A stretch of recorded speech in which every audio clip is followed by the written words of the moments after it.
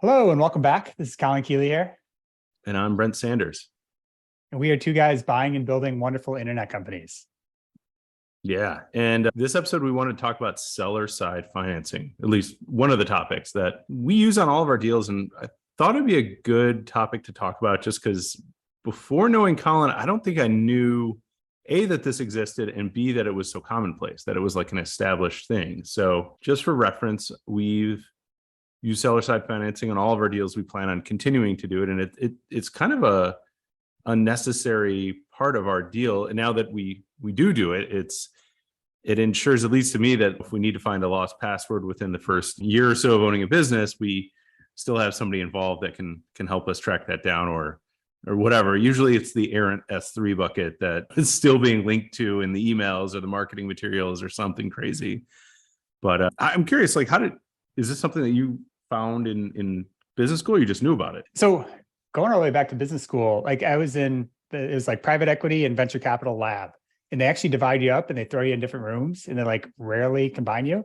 But I like sat in at a PE room once. It's like, holy shit, you could buy a company with its own profits. Like that sounds way better. Like most of our stuff was going to zero in venture capital. But yeah, never really put too much thought into it. Never really took those classes. But I took some notes here as far as like buckets to like structure our conversation. So how does it work? Why do we do it as a buyer? Why a seller would want to do it? And then a downside to the seller. Yeah. So like just at a high level, I think we covered this a few times in different variations in the past, but how it works is not that different than like a mortgage or something. But houses aren't, unless they're like short-term rentals, aren't a profitable thing. But it's like you buy something up front, you have some upfront money, and then you pay off the rest over time. So instead of a lump sum, you spread it over time, over a number of years with a down payment. And then there's different terms. There's the down payment, the interest rate, the term as in like duration, and then collateral is another mechanism to go up and down. Yeah. And like I guess when we look at this, it's like, I know we've never tied anything to like the performance of the business, because if you're selling, I mean, unless you're making some guarantee about, hey, these clients are never going to leave. Do you know, is it common that people don't tie anything to performance because the seller is leaving, or are there usually like a clawback here for like, oh, well, you're warranting that this is going to stay at a certain run rate or certain employees are going to stay, and if not, I got to claw that money back? Do people use seller financing for that, or is it different? So it's in my course, there's like a million flavors of this. Like an earnout is a traditional one where it's like based on the performance of the business. The version that we do is generally just like almost like just a payment structure. So we're just going to pay you in some period of time, and it's not contingent on the business, but it's worth talking about like why you do it as a buyer. So one thing you kind of said is a vested seller interest. So the seller has a reason to reply to your email and tell you passwords, because if the business just fails, there's no money to come collect later. So that's not great for them. Juice returns is the obvious one. You don't need as much money up front to invest and to buy the company. So you could pay off some or all the profits, all the seller financing with the profits. There's also inflation, like pretty extreme inflation going on right now. So like money we have to pay in the future isn't actually as valuable as it is today. And then protection is another big one beyond like them just replying to our emails, which is nice, but you can structure it so you could claw back some of the money if like reps and warranties are violated, if they lied to you somehow. Like at least you have that money outstanding, you could come, or you can make it contingent on some things like clients don't leave for 90 days, 6 months, 1 year, something like that. Yeah. Interesting. Yeah. I mean, I think we've found good alignment with our sellers around it. And I think it does put us both on sort of like the team. It's something that sellers always say. They're like, oh, we're happy that you're taking the baby and going to grow it and it's going to be in good hands. But this almost like puts the money where the mouth is a little bit, where it's like, it's like, are you paying lip service and just saying that to make us feel good? Or do you really believe in us? And kind of feels like a little bit of an investment. I mean, there's definitely putting a little skin in the game to also to get a purchase price that they want, right? Like that, let's be clear. I think this helps us get to, not that we're overpaying, but like getting to bridging gaps between valuations. Sometimes it's like, okay, we can maybe stretch if we don't have to come up with the cash right away, or we can pull it from the business over time. It's like, I like to make deals that everyone's happy with. Like that's my philosophy around this. And that is a great tool for us to get there, is my feeling. Yeah. So price and terms are like two different levers. So you could have the highest price possible, but you're going to get screwed on terms. You're going to pay it out over time. or you could have the best terms possible. You have 100% of the money up front, but you're not going to get as much money. And so occasionally you talk to founders and it's like, I want the max money and I want it all up front. It's like, well, those are kind of opposing things there. But the biggest reason to do it for the seller, it's a higher sale price. So you get more money if you spread it out.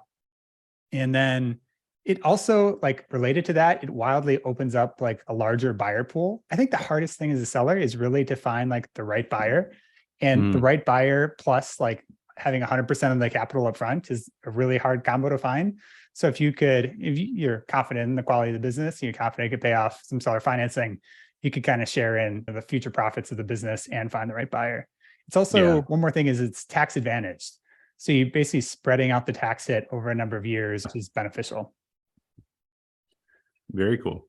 Very cool. I mean, when it comes to the seller, jumping into the seller kind of downsides, I know there are a couple other things we want to talk about, but that's probably the biggest one as a seller to think about, is like you're not guaranteeing, but you're underwriting a loan, right? You're basically, it's financing, right? So I would say the biggest thing that, at least within our experience, that I think is advisable for sellers to do is due diligence on the buyers, and like talk to other people that they've done seller side financing with. I think that's probably the easiest thing you can do, is just ask for, give me a reference or two of people that you've done this with before. Make sure they've been paid. Beyond that, maybe even like track record, credit check. I don't know. I mean, you definitely, I don't see a lot of buyer diligence. Maybe some brokers do that, maybe some better brokers than we work with, but that would definitely, if I was a seller, those would be my first steps. Yeah. So that increased risk is by far the biggest downside. And like, it really depends who your buyer is. So the best case is a serial acquirer with experience in like the asset class before. So like us in software, we bought it before, we paid off seller financing before. We plan on buying like many more software companies in the future. And so like screwing someone is not a great way to build your reputation. But like, this is definitely a thing in search funds. So your goal is you pop out of nowhere. Your goal is to buy one company and then you disappear again. And if you don't have experience like in that asset class before, you've never run a software company, like there's definitely some chance you run it into the ground. Yeah. And so that would be viewed as significantly more risky. Yeah. I would imagine that's something you're going to have to assess as a seller. Collateral is an interesting topic around this. Is like the business essentially becomes the collateral, right? It's like if you default, I guess it depends on the terms you agree to, but the business can be a lien. Yeah. What are the other collateral options that you have? I guess it could be anything. I'm not an expert on this like UCC lien, but it's basically like your first priority to get paid back if something happens or whatever in the business. Other way is like, so we've signed promissory notes in the past where it's like, if we default, you don't even have to go to court, is my understanding. They just get that % of the business back. Yeah. So that's like a pretty clean one. But I think the reality with all this stuff, or most of it, with the exception of that like weird pre-signed promissory note, is like you're going to go to court anytime you have to like enforce a disagreement in a contract. Yeah, I don't know. There's like, you could do a million different contingencies, but it's not something, I don't know, I haven't put a ton of thought into, like a situation where we don't end up paying. It's not something I ever really, I plan on like, I think we will grow effectively every company we ever buy. Not that concerned about failing to pay one in the future. Yeah. I mean, I think like the collateral side of this is like, to me as a buyer, as on the flip side of the collateral, it's like you're representing that with you at the helm, this business is doing well, and you're kind of, it's a showing to the buyer that like you have confidence that it's gonna be fine. Like if you're really saying, I don't check support, it's 2 hours a month that I do anything and it's growing, like right, great, like then you should have no problem doing some seller side financing and holding some of this back to see how it goes for a year. I mean, then again, you're selling the business, right? So I can see the buyer's perspective where maybe it's like, hey, I just want to cash out. And I keep going back to, that's where purchase price, like that end price, like you can really juice that price, get more money in your pocket in a more tax efficient way by doing this, which is why AO was kind of blown away by the how commonplace this is. It's like, it's a good thing. I feel like it's a pretty healthy thing to add into a deal.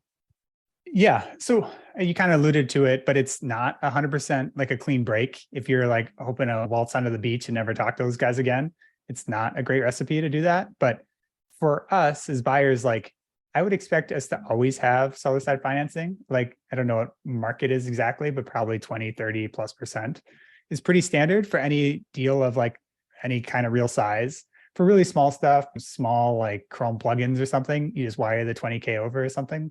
There's no seller financing, but 6 figures and up is always seller financing. And I would view it as like a pretty big red flag to be like, oh no, I want all that money up front. Best of luck to you guys.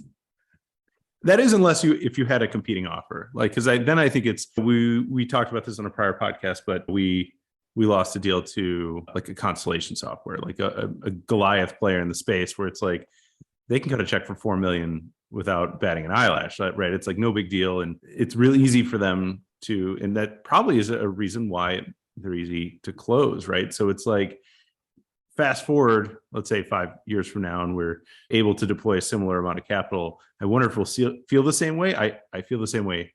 I think I will, right? Like, because it's, hey, this is a healthy thing to have there. It's like aligning incentives. We're not going to get stuck with a kind of a lemon, so to speak, or in a situation where it's so funny, especially with technology, like how important a little piece of information might be to us.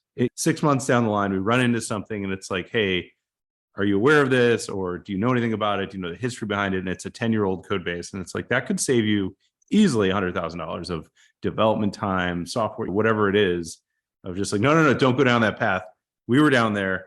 And it's like, obviously you want to uncover that within like the 30 days of diligence or whatever. But I mean, on certain projects, that's just not going to be feasible. So it's like combining a fast close with no seller financing and an old code base or an old product, like it just seems a little reckless. Yeah, it is quite rare. I guess if you have a big, like ESW will do this, you just show up with like a truckload of cash and be like, hey, you have 24 hours. Are you in or are you out? And it's like, yeah, I guess you probably get some great deals if you just do 100% of cash up front. Yeah. That's one other way to approach it.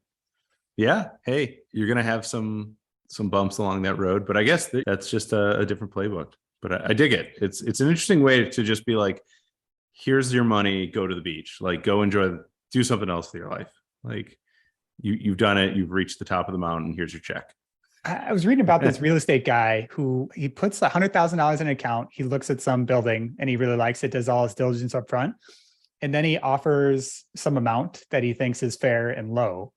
And he says, if you sign this, you could go get that 100,000 cash today.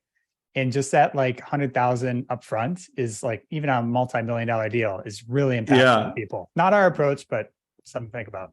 Yeah, if you think about it, it's like, hey, you can go buy yourself something nice, maybe a nice watch. I don't know what 100K buys you these days. I was about to say a Porsche or something, but not really. Like it's still, either way, I think that it's nice to see the cash. Maybe that's something we need to include in our offers. Is sure, there's going to be some seller side financing, but here's a briefcase full of unmarked unmarked $100 bills today. Yeah, truly.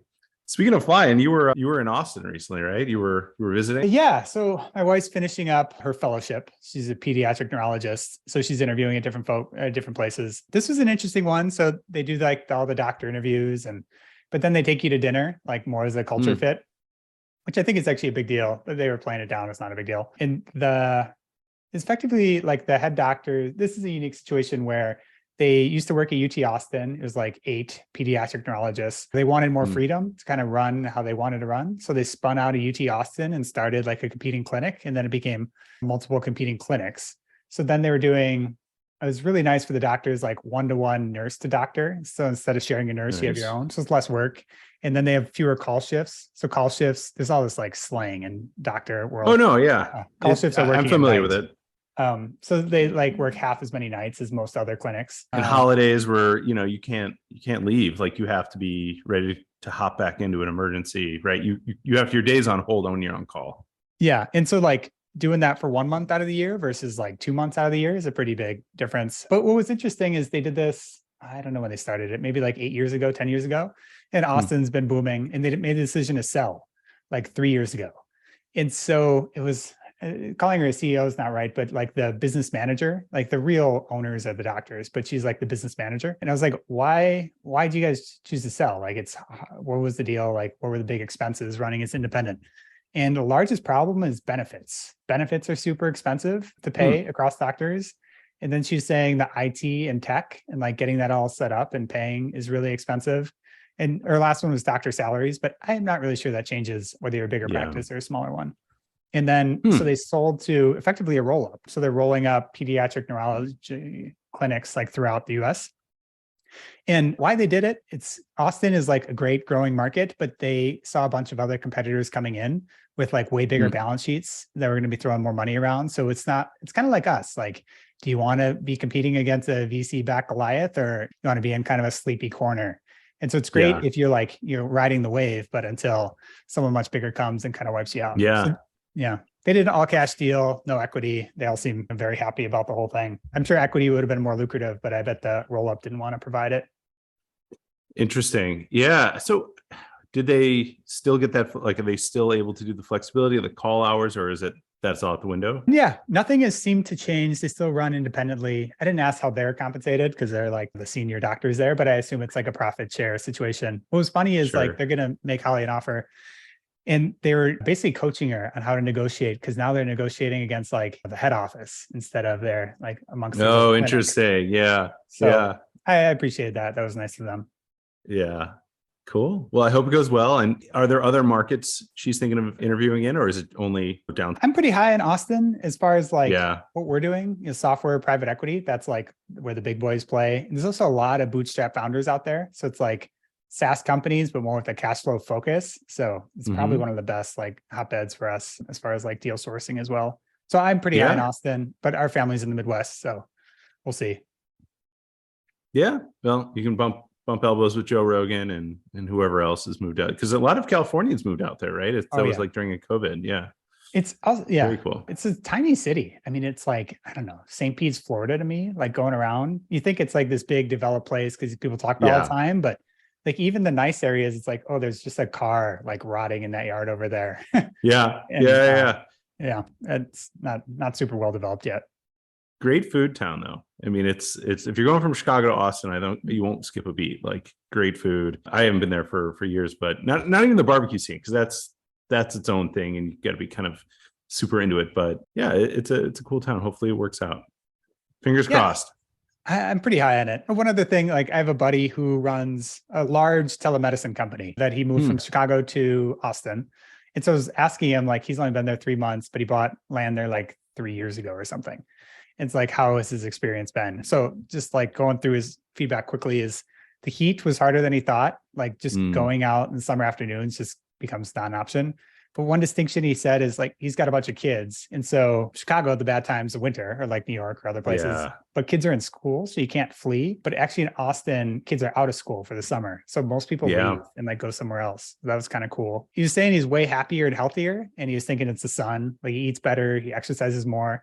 I've noticed this, like people are crazy fit in Austin. They're also very happy and friendly.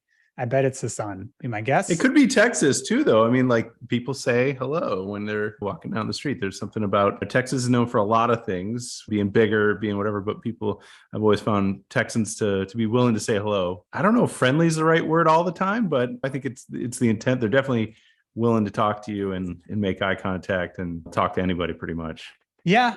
I would say very few people in Austin are like Texan. Like everyone has come in the last 5 years from all over, like a lot of Californians. But yeah, he said it's relatively easy to make friends because everyone has moved there kind of recently. And so it's like that freshman year of college, first week kind of vibe.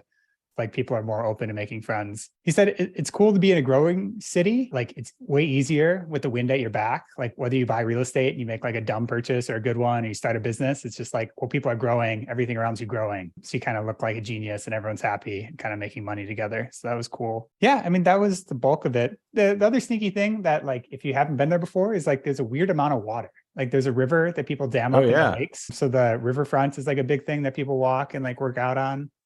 Or Barton Springs is just awesome. It's this like huge public pool that's extraordinarily cold. Like if you jump in, no one reacts, but it's like 60 degrees. It's shockingly cold if you've never done it before. Man, the only thing I remember or that I feel like is most like memorable in my childhood is did you ever see the movie Slacker? This was like a 1990 movie. It came out in the early 90s. And it was like independent film, but you got to go and see it just from the sense of like seeing what I think Austin was kind of known for, which is maybe a little bit more Portlandy, like the movie, it's just like these under 30 kids that they do nothing all day. They're just like, what's going on? Nothing. Listen to some music. It's just like such a great like slice of, I guess, Gen X of like at its height of just being when people would say, oh, they're just a bunch of slackers. But it's just a weird movie. And I go back to, I watch it at least like once a year, just kind of like remind myself of like, I love certain movies like that just have that flavor. And when I went to Austin, it was nothing like that, because it was like, obviously this was 1990, 91 or something like that. But I think there's still a little bit of like a Keep Austin Weird, a little bit of like a Haight Ashbury kind of vibe to that town that I think is cool. Like that's definitely on the, I live in Cleveland. Cleveland also has some funky weirdness. It's not on the scale of some of those towns, but it has this other sort of like je ne sais quoi of like, you can talk to anybody here. It's like people are Midwestern and weird and nuanced. So I don't know. I like smaller cities like this that have some funk to them. Yeah, I lived in Minneapolis for a long time. It reminds me a lot of that. It's just the opposite issue, hot versus cold. But yeah, even the neighborhoods look very similar in like how they're structured, at least within the city. If you get in like, it's like the Northwest Hills, there's like a shocking amount of money. The houses are incredible. It's much more like, I don't know, Malibu or something. I was asking about that. I was thinking it's like oil money. He said it's much more tech money. It's like all internet companies, people moving out there. There's been more of a history there, I guess, of tech companies as well. Yeah, I have an in-law who's been out there for, I don't know, 20, 30 years, raised his family there, but he ex-Harvard business guy who's been a tech CEO, and they built it looks like a Malibu, a huge pool and everything. I think they seem to get out in the summers as well, but you know, it has a great history. We were out there with the venture fund at some point talking to investors. So it's like it's earned its place on the map for still being a small city, but being a location for capital, for investment in tech. And I'd imagine that's only grown over the last 5 years. Yeah, it's cool. I definitely enjoy being there. So we'll see. I think there's a reasonable chance I'm living there next year, but we'll find out. See how the negotiations go. Yeah, I'm pumped. I love negotiations. I live for it. Very cool. I think that's all I got. You got anything else you want to chat? No, that's it. Cool. Yeah. We'll stay tuned. We'll find out how it goes. Yeah. All right. Take care, everyone. Thanks for listening.